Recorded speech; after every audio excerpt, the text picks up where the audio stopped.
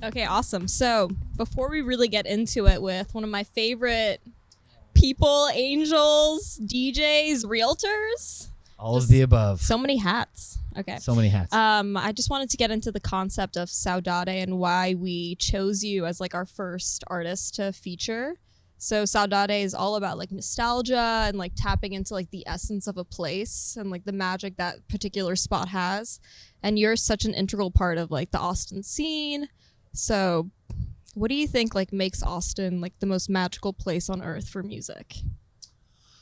Magical place. Mm-hmm. Great word there. Thank you. I think Austin is a magical place because we are very unique. We are a music city. We're the live music capital of the world. Within our little scene, we have even a smaller scene, right? So within music, dance music is its own little baby, right? And so over time, we've made our little baby just so special. For sure. And it's not mainstream, and it's not on every corner. We've done underground stuff. We've done nightclub stuff. We've done all of the in-between. We've tried radio. I think that makes Austin really precious and really special because in a lot of the bigger cities, it's more of a mainstream popular thing. For sure. And I think that's what really sets Austin apart. And, you know, from booking DJs over 20 years' time, everybody that comes through Austin loves to play Austin. All the headliners, they love to play Austin because it's intimate. It's special. The rooms we have are special and intimate rooms. You know, you can play a 5,000 person club and it suck, but you can play a 200 person venue and it's amazing. And a lot of those artists really love that, I think. So I think that really makes Austin special. Yeah, I agree. That's love it. 100% Yeah, what I feel about it too. So, and the vibe of the people, you know, that's what it's about. And I think everybody in Austin that appreciates dance music, they're there for one reason. That's music. for sure. You know, I think in other scenes, people might be there for other reasons. But I think in our scene, it's always about the music. That's how I know you. That's how I know Steve. That's how I know Brooke. That's how I know most of my friends. A lot of my friends is because of the music. And Dance floor soulmates. Dance floor soulmates. Oh, stealing it. Oh. Some people have. I don't know what that was, but we're going to go with it. But now we're dance floor soulmates. Yeah, we are. Dance floor soulmates. We have been from the beginning. We have. So excuse my language, but as someone that basically has like breastfed the scene into fruition, what was it like when you like first started out versus now? Like if you had to compare. It's changed. You know, I started out as a promoter. I started out as a fan, first of all. Walked into a club my first time, was sold on the music from the second I walked in the door. Being from a live music background in high school and then in college here locally, I went into my first dance club and was like, I'm home. Like, this is me. This is it. I'm in. Sold. And then I got into promotions and got me through college for gas money. And that spawned into a radio show. You made money from promotion. I actually was a street team level promoter that actually got paid to pass out flyers. This is before the internet, before MySpace. Okay. Wow. Okay. Yeah, we're going back. And that's how you found out about parties back then. Yeah. We put flyers on cars. I walked these city streets for years, putting flyers on cars. I stood outside of parties when they let out at 5, 6 a.m. I was there with a stack of 5,000 flyers, making sure everybody got one. Was Austin letting parties go to 5, 6 a.m. back in the day? In certain places. Cool. There were certain nightclubs, too, that stayed open past 2. Yeah. I worked at most of them. So, you know, over time, I kind of graduated from the street team guy to the marketing director of the street team.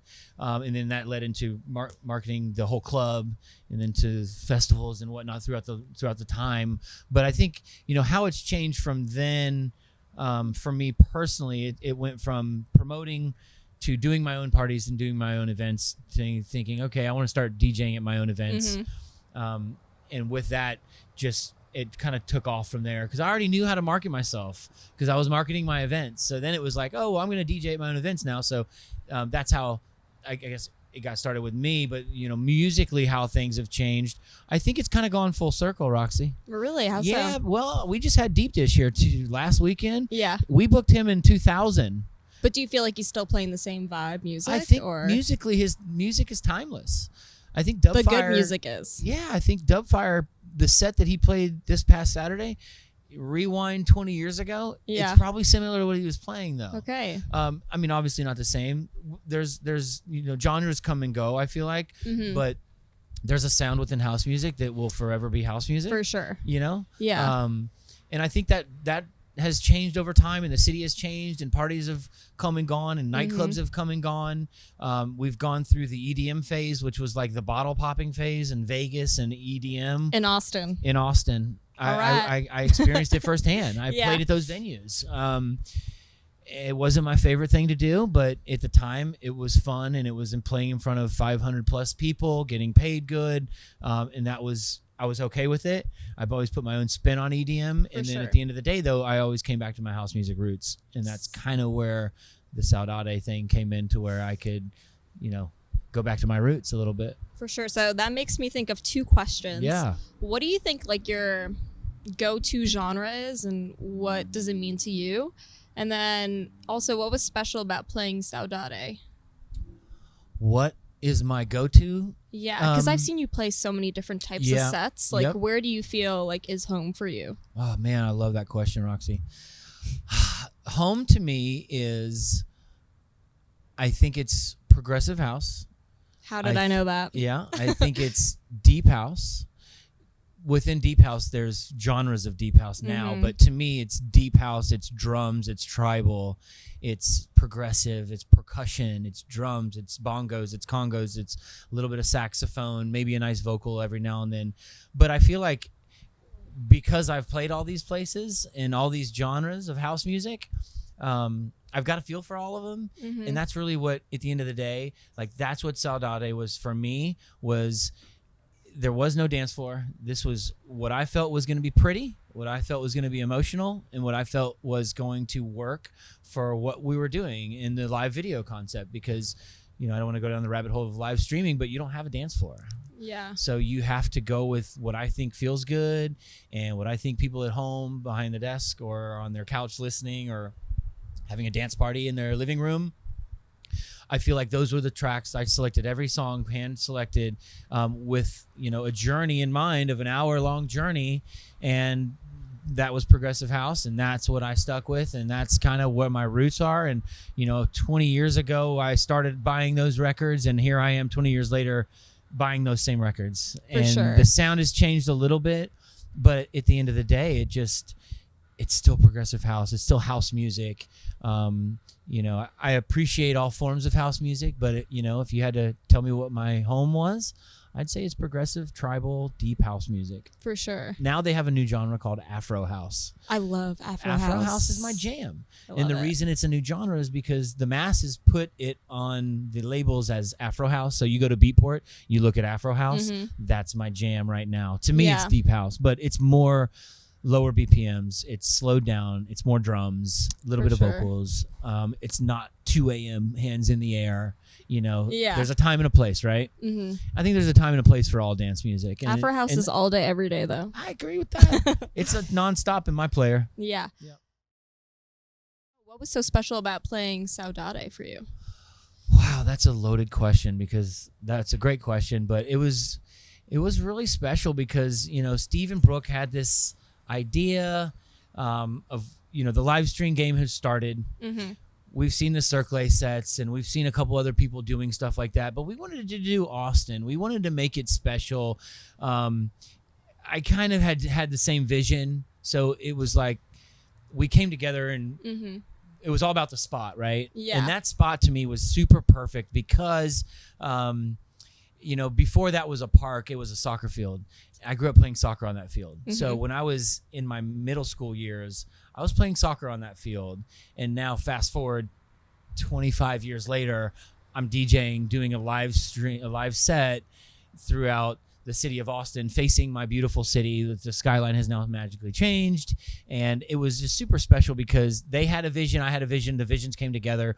I think it was more than just a normal DJ set, but it was something that like I wanted to produce for my kids, you know, to see it, you know, down the road. I wanted to have something that, and I told Steve this, like, I want to have this forever. Yeah. Like I want to have this forever so I can always go back to it. The music will be timeless. It's like a little itty bitty time capsule. Absolutely. For you. And like the skyline will change again. There'll be more buildings next time we do this, maybe. For sure.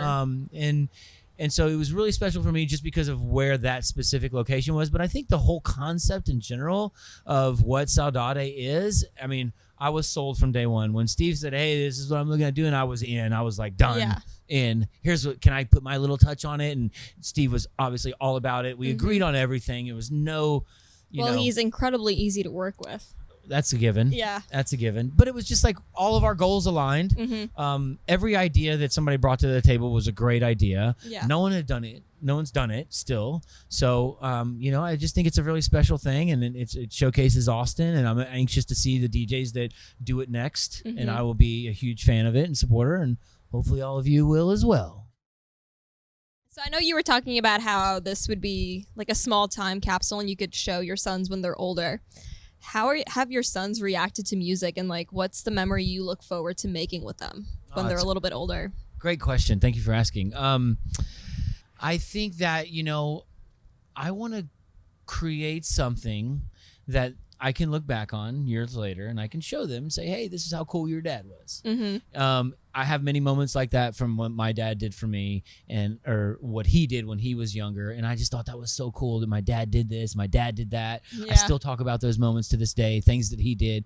And I would just want to provide moments for my kids to look back at, to think that not just that I was cool, but that I was doing something that was good in life, something that I was passionate about, like to show them how passionate I was about music. Like I did this, this, and this. And I think that'll kind of spill over to them. I think that, you know, I'm a big goals guy, so I like to hit goals, and you know, one of those goals is to be a good dad and to raise good kids, and I want them to be good people, and I want to raise them to be good kids and be good adults and to be good people, you know. And Kim and I really strive on that and teach them manners, just like we were taught, to be good people in society. Like we need to raise this generation to be good people, because we've seen what happens when you don't. For sure.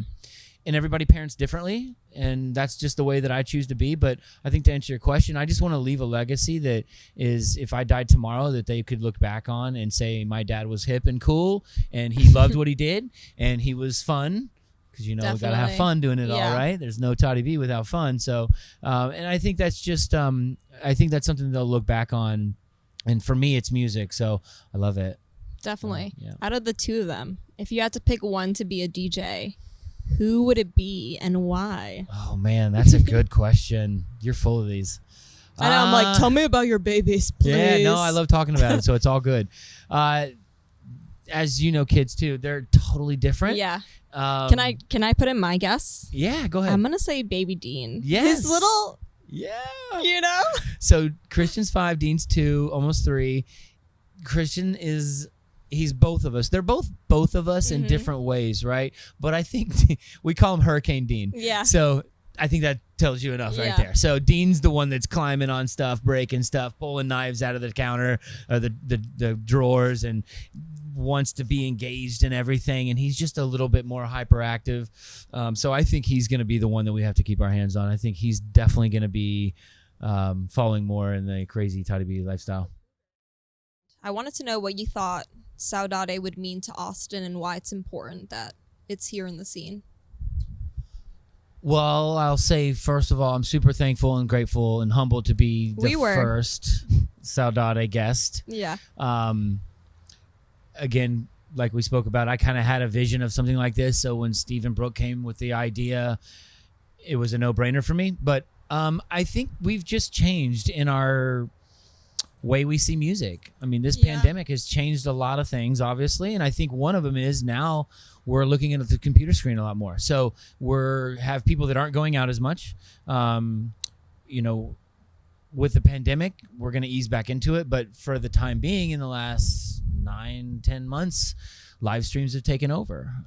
There's a lot of artists doing it. I feel like there's a lot of them that have kind of gotten lackadaisical about it, and they've kind of fallen off a little bit. But Excuse me.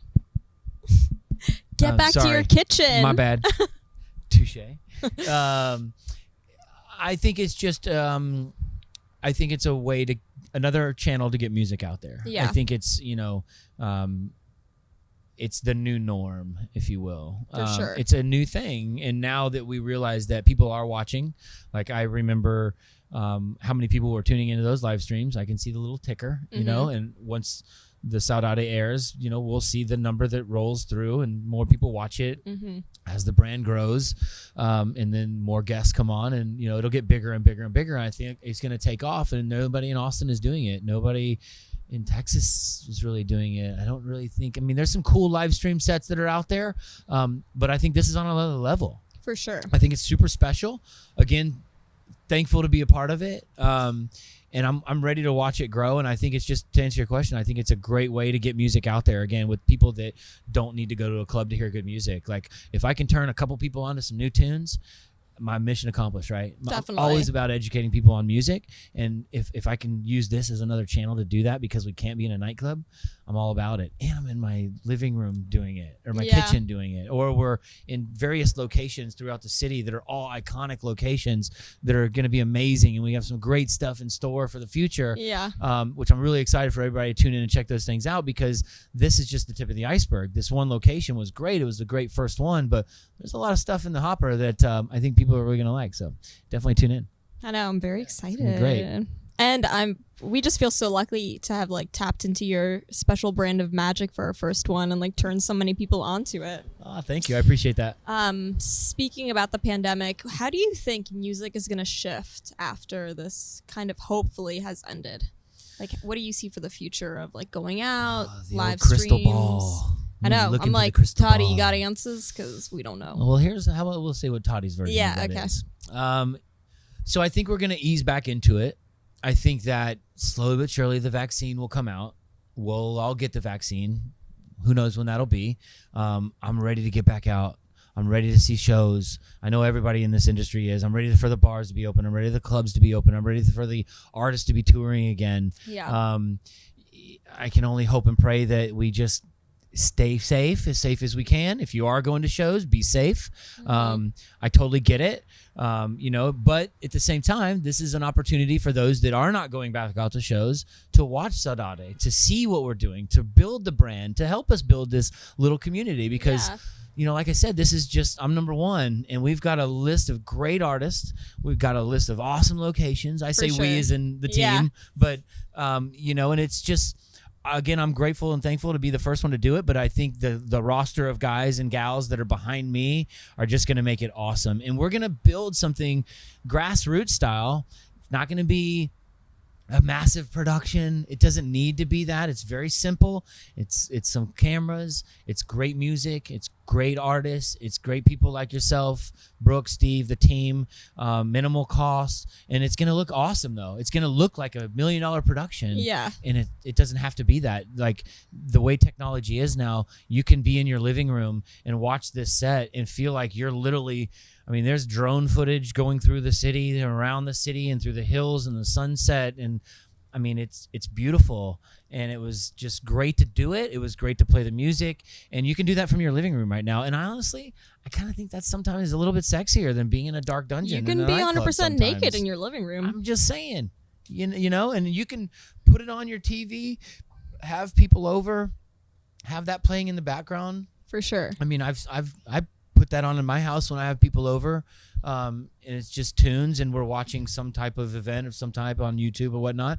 And so that's what Saudade is all about. It's, enjoy it however you want to. And we're really hoping that people can tap into the vibe of Austin, even from far away, so that sure. And it's a good when you can't be there, you can still enjoy, And 100%. That's what has been so detrimental to so many people's mental health right now is you feel so isolated, but we're hoping that you can just tap into that community that's always here without having to be there. I agree 100%. And for those that don't know Austin, because the brand is going to Don't come here. I'm just kidding. We're full. Thanks. Just kidding. I'm not. Todd Bergner, real estate. Yeah, seriously. Pitch it. I feel like that's a huge point, though. To your credit, it is a lot of people that don't know Austin that are going to see this and they're going to say, wow, that's a beautiful city. Yeah. I mean, we're in an iconic place in Austin with beautiful camera work through the city, downtown views, a beautiful sunset. I mean, an amazing DJ. Amazing. Thank you for sitting down with me today. I always love being in your presence, no matter what. It's one of the first times I've seen you in daylight, which has been a pleasure. I love it. And thank you so much for being our first artist and like creating that original first nostalgic memory. Yeah. Thank you. I appreciate you having me. It was great to chat. Yeah. It was great to see you in daylight as well. I know. I love your pants. Thank you so much. They're great. They love you too. No, thank you for having me. Thanks to Brooke and Steve. Yeah, thank you, and Brooke the whole and Steve, team for putting this together and doing it. I think it's an amazing thing for Austin. I think it's an amazing thing for dance music in Austin. It's super unique. It's and hopefully great. It gets you more real estate. I mean, customers. Got to plug the real estate, right? No, I think it's something that's super cool. I think it's something, like I said, that I'm going to keep forever. I look forward to multiple locations. I don't think this will be my only one. So I've got a couple things and some ideas for the team that we'll do again. And I think it's going to be an ongoing thing that people are going to love. And if they haven't liked the social media platforms yet, go like all the Saudade platforms, because you're going to need to stay hip to the game, because there's some really cool stuff coming up. I'm really excited like about us, some. love us, kiss us, hug us. Love, share, repost, tell your friends, with masks. Tell grandma. Yeah, grandma, grandpa, we're down for all ages, all sizes. Yeah, just don't break a hip. It ain't on me.